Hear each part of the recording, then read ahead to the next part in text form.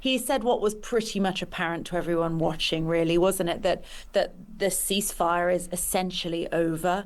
And people are sort of, debating the semantics of this, but to all intents and purposes, it seems like it's over because they are, firing missiles at each other. We're going to talk US news now, and it's been another busy week in the US. And reporter Harriet Alexander joins me from Washington with the latest breakdown. Good evening, Harriet. Hi, Geoff. I mean, I said that you're in Washington. Are you in Washington? I'm not. No, I did hear that and think, no, I'm not. I'm in New York. Well, even more glamorous. Now, we're going to talk, of course, about the US and Iran, who exchanged strikes after Donald Trump declared that their ceasefire is over. The death toll from US strikes on Iran over the past 2 days now stands at 14, Tehran's health ministry announced. However, a US defence official said that missiles and drones fired by Iran caused no significant damage or injuries to US military personnel. Speaking to the media, Trump had these very strong words for the leaders in Tehran. To me, I think it's over. I don't want to deal with them and with their scum. You know what scum is? They're scum. They're sick people. They're led by sick people, and they're vicious, violent people. And if they had a nuclear weapon, they'd use it. As far as I'm concerned, it's over. Now, Harriet Alexander is, in normal times with the president saying something is over would mean it was over. But when Trump says it, is it over? Yeah, it's very hard to tell, Geoff, isn't it? You and I have been here before, haven't we, talking about what the latest is on this, because it seems to change pretty much every day. It was pretty dramatic what he said. He was in Turkey at the time for the NATO summit, and he essentially said what was pretty much apparent to everyone watching, really, wasn't it? That the ceasefire is essentially over. And people are sort of, debating the semantics of this, but to all intents and purposes, it seems like it's over because they are, firing missiles at each other. I think Iran has realized what a strong hand it has here, something that they didn't perhaps fully grasp before February. Donald Trump is frustrated by this because he really wanted it to be done and dusted months ago, but we're right back, aren't we, pretty much where we begun. So it just keeps on getting worse, really.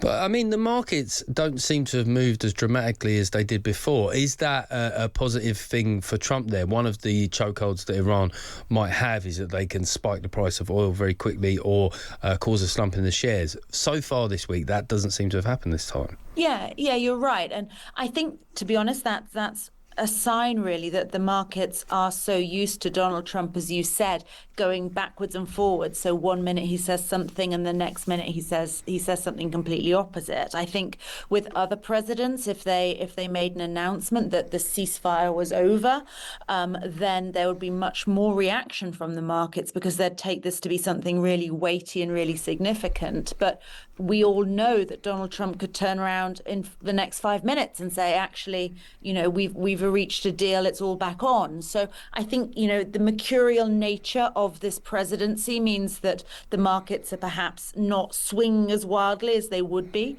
if it was someone else who was more straightforward with their plan and who, was more definitive in their words. Pakistan have had a lot of plaudits for being effective mediators in this process. Obviously, they've put a lot of hard work on a diplomatic front into achieving the first ceasefire. What have they said about this week's developments? Well, yeah, they have. They've been playing a really key role in this, and they've managed to bring all the sides together, Pakistan, and also, getting everybody on board. I think they're as frustrated as everyone that this is collapsing around their ears. Of course, they're being undermined, many would argue, by Benjamin Netanyahu and his government, because while they are trying to bring all the sides together, the Israeli government is continuing to attack southern Lebanon, and that's been a real problem throughout all of these discussions. So that's really frustrating to those in Pakistan and in Islamabad who are trying to host these talks and to get everybody back to the table. Because you remember, several times you've had even J.D. Vance, the vice president, about to leave for talks in Pakistan and then recalled at the last minute. So everyone has been quite frustrated by this, and the Pakistanis certainly have. Okay, we're going to talk about the Democrats now, because obviously they're trying to sort of rebuild after that election defeat a couple of years ago. But they've had some bad news themselves this week, where Democratic insurgent Graham Plattner has announced his withdrawal from the US Senate race in Maine following an allegation of sexual assault. As many of you know, over the past couple of days, I have faced some very serious allegations, and I just want to make it clear, this is all false. The things that have been claimed did not happen. It's not real. We're suspending campaign operations. I want to make clear, though, I intend to file my paperwork to withdraw. Now, his sudden exit, Plattner, it triggers a fierce internal reckoning for divided Democrats, heavily imperiling their chances of defeating the Republican Senator Susan Collins in this crucial midterm battleground. Shenna Bellows, the Maine Secretary of State, has announced her candidacy to replace Plattner as the Democratic nominee. So just unpack this a bit for us, Harriet. Was this a figure in the Democrat Party that was expected to be a more effective voice for them on the national stage? Yeah, I mean, it was a really fascinating race, actually, Geoff, because you have Susan Collins, who is a veteran politician. She's been in the Senate for years and years. And after the Democratic primary, she was up against Graham Plattner, who was endorsed by people like Bernie Sanders and AOC and Zoran Mamdani, certainly on the left of the Democratic Party. But he was an interesting character. He was an oyster farmer from Maine. He served in the US military, but he had a lot of baggage, and that's become increasingly clear over the past sort of few weeks and months. Quite early on, it emerged that he had what turned out to be a Nazi tattoo. He said that he got this without really realizing the symbolism of that, but that certainly worried people. There were some quite sort of offensive, explosive comments that he made on social media forums. He said that he wasn't aware of what he was saying at the time. And then there was also multiple sort of murmurings about his relationships with women, about the fact that he had had affairs and that he had been, there was sexual misconduct going on as well. That was sort of all bubbling under the surface, but people were quite excited about his candidacy, about having someone who was not an establishment politician, who was, a fresh face, because he had never held elected office before. But yes, this week it really all came to the fore, because a woman spoke to Politico, an ex-girlfriend, and accused him of rape, which he denies. She said that he broke into her house and attacked her, and that really was the final straw. People like Bernie Sanders were saying that they couldn't support him anymore. So he didn't really have a lot of choice, but what's happening now is that with the primary already being held, there's now a bit of a scramble to try and replace him. Monday is the deadline for him to drop out. And he's actually said he's not going to file the paperwork until Monday, which has really annoyed a lot of people, because they need as much time as possible for him to drop out and then to start evaluating the other candidates, because there's a lot of them, but there's no clear front runner. Okay, we're going to talk about the legacy of the Charlie Kirk murder, because Erica Kirk, Charlie Kirk's widow, of course, came face to face with her husband's alleged murderer for the first time in court. Tyler Robinson, the 23-year-old, charged with murdering the far-right pundit, told his roommate a day before the fatal shooting that he wished he hadn't done it, according to testimony heard in court on Thursday. I mean, it was just we forget how big a news story this was in some ways. Harriet, I'm guessing this is playing out in a very big way in the media in the US.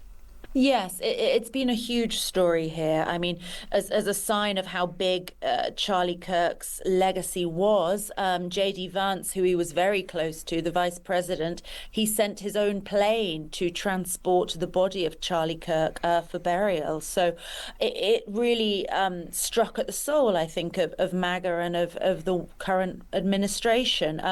There was evidence of that this week. Donald Trump Jr. was actually in court. This was a hearing to decide essentially whether there was enough evidence to proceed with the case. And Tyler Robinson could face the death penalty if convicted after all of this. The judge has not made a decision yet on whether to proceed, but a lot of emphasis was put, as you said, on this testimony from his former roommate and romantic partner, who said that Robinson returned to the house and admitted what he had done and said he wished he hadn't done it. There was a lot of toing and froing about whether that was admissible in court, but they heard it. And Erica Kirk, as you say, was there. So it's been a very emotional week, certainly for her and her family. So just to be clear, Tyler Robinson is currently pleading not guilty. What is the accused current position? Yeah, he's not actually yet entered a plea, Geoff. Right. So it'll be interesting to see what he's going to do after these procedural hearings, because it certainly seems like prosecutors have a lot to go on, and all those decisions are yet to come. OK, so we know the World Cup continues in the US, Canada and Mexico, and Team USA suffered a stinging 4-1 defeat against Belgium at the World Cup on Tuesday night. Goalkeeper freeze, he's made a mess of it, he's lost the ball, and it's fired into the net from distance. Hans Van Aken punishes the error, and USA in big trouble now. That loss came after President Trump personally intervened to overturn striker Florian Balogun's suspension after a red card. After Belgium scored their fourth goal, several of their players were pictured doing what seemed to be a dance similar to the Trump dance, where he rocks his hips and slowly pumps his arms. I mean, even that description there made me feel a bit icky. Of course, that gained notoriety during the 2024 presidential campaign. Genuinely interested in this, Harriet. What did the US generally think of Trump's intervention? I know that the World Cup isn't of interest to everybody there, but in the soccer consuming public, and I can't believe I just said that word, how did they feel? We all know football can be tribal. Were there people that thought this was a great thing for a president to have done? I think it is very much split along the usual tribal lines, as you say, in the United States. So if you love Donald Trump and think he walks on water, you're probably very much in favour of what he did, picking up the phone to Gianni Infantino and saying, hey, this red card, it should be overturned. But I think an awful lot of people are actually really embarrassed by it, and they feel that Donald Trump ruins everything. That's what you hear quite a lot, certainly in New York City, where he's not very, very popular. And people have been really dismayed by it, because I think there was a real sense in the US that actually the World Cup was going really well, that sure, we had all of this drama before about the pricing and, you know, the Infantino and FIFA and Donald Trump's behavior. But actually, when it started, people really got into it, especially in New York, because the mayor of New York City, Zoran Mamdani, he's such a football fan. I mean, literally a legitimate Arsenal fan, and he can talk very fluently about it. And people were really kind of swept up about it. And then Trump picked up the phone to his friend Infantino. Of course, he says he had no sway over it, but he also said that he knows a lot about football. Of course he does. More than anyone, probably. This was obviously not a red card, he said. And I think people just feel that it's all been a bit tarnished, and people are actually quite sad about it. And you've got to really feel for the team, because that's what you'll remember about them, not their plucky performance, but you'll remember that Donald Trump tried to tip the scales in their favour, and actually it didn't even work. Yeah, briefly there was a team at the World Cup that people wanted to lose more than England. It was brief and it was one game, but it's back on us. Harriet Alexander, thanks very much for joining us. Thanks, Geoff. That was Harriet Alexander, a US journalist who's in New York this evening.